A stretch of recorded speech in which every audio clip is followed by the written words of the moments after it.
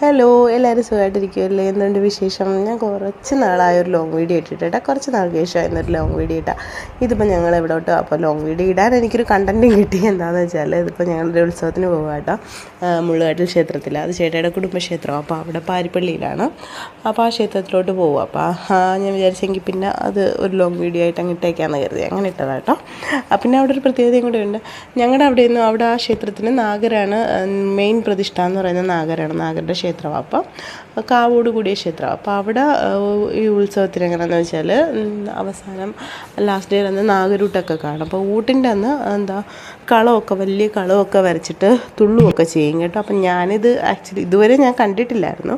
ഞാൻ മാരേജിന് ശേഷം കണ്ടിട്ടുണ്ട്. അല്ലാണ്ട് ഞാൻ ഈ ഒരു 5 വർഷത്തിനുള്ളിൽ കണ്ടതേ ഉള്ളൂ. അതിന് മുമ്പ് ഞാനിതൊന്നും കണ്ടിട്ടില്ലായിരുന്നു. എനിക്കിങ്ങനെ തുള്ളുന്നതൊക്കെ ഞാൻ ഇങ്ങനെ പണ്ട് കേട്ടിട്ടേ ഉള്ളൂ, അല്ലാണ്ട് ഞാൻ കണ്ടിട്ടൊന്നുമില്ല. പക്ഷേ ഇവിടെ വന്നതിന് ശേഷമാണ് ഞാനത് കാണുന്നത് കേട്ടോ. ഇവിടെ അന്ന് ഉത്സവത്തിൻ്റെ ഈ ഊട്ടിൻ്റെ അന്ന് ഇങ്ങനെ കളത്തിൽ ആളിറങ്ങി തുള്ളുമൊക്കെ ചെയ്യും. പക്ഷേ ഇത്തവണ വലിയ രീതിക്ക് ഊട്ട് നടത്തിയില്ല കേട്ടോ.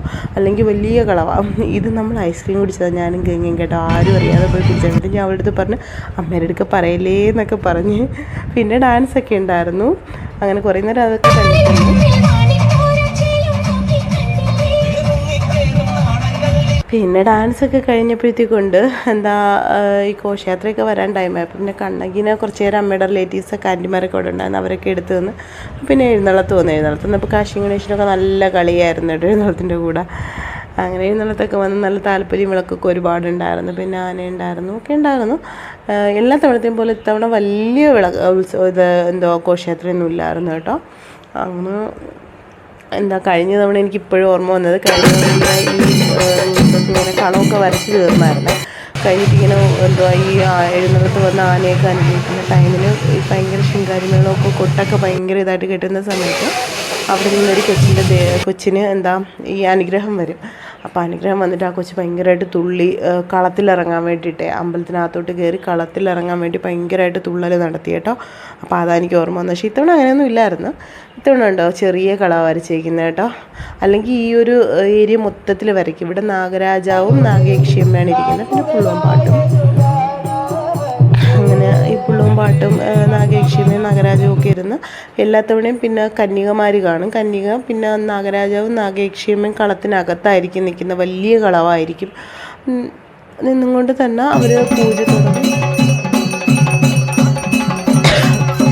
തുടങ്ങി അതിനിടയിൽ വെച്ചിട്ട് അവർക്ക് അനുഗ്രഹം വരികയും അവർ തുള്ളി കളം മായ്ക്കുകയാണ് ചെയ്യുന്നത്. പിന്നെ നാഗരാജാവ് വന്ന് അവിടെ ഒരു വാഴയുണ്ട്, അതിൻ്റെ കൊലയൊക്കെ വെട്ടും കേട്ടോ. പക്ഷേ ഇത്തവണ അവർക്ക് രണ്ടുപേർക്കും ആരോഗ്യസ്ഥിതി മെച്ചമല്ലാത്തത് കൊണ്ടും അവർക്ക് ആരോഗ്യ പ്രശ്നമുള്ളത് കൊണ്ടും പിന്നെ ഓരോ തവണയും അതായത് ഓരോ തലമുറകളും മാറി വേണം നിൽക്കാൻ. അപ്പോൾ ഇത്തവണ അമ്മയാണ് നാഗയക്ഷിയമ്മയായിട്ട് നിൽക്കാൻ നിന്നത്. പക്ഷേ ഇവിടെ അമ്മയ്ക്ക് ശ്വാസം മുട്ടും കാര്യമായിട്ട് അന്ന് നിൽക്കാൻ പറ്റിയില്ല. അപ്പോൾ അതുകൊണ്ട് തന്നെ വേറെ കഴിഞ്ഞ തവണ നിന്ന അമ്മേനെ ഇത്തവണയും നിന്ന്. അപ്പോൾ അമ്മയ്ക്ക് ആരോഗ്യ പ്രശ്നമുള്ളത് കൊണ്ട് വലിയ രീതിക്ക് തുള്ളിയില്ല. അങ്ങനെ അവർ തന്നെ കളം മായ്ക്കുക ചെയ്തത്. പിന്നെ ഇതൊക്കെ കഴിഞ്ഞ് എല്ലാം കഴിഞ്ഞ് ഊട്ട് കഴിഞ്ഞ് പിന്നെ നമ്മൾ നേരെ വീട്ടിലോട്ട് പോയി. അപ്പോൾ ശരി, ബായ്, ഓക്കേ.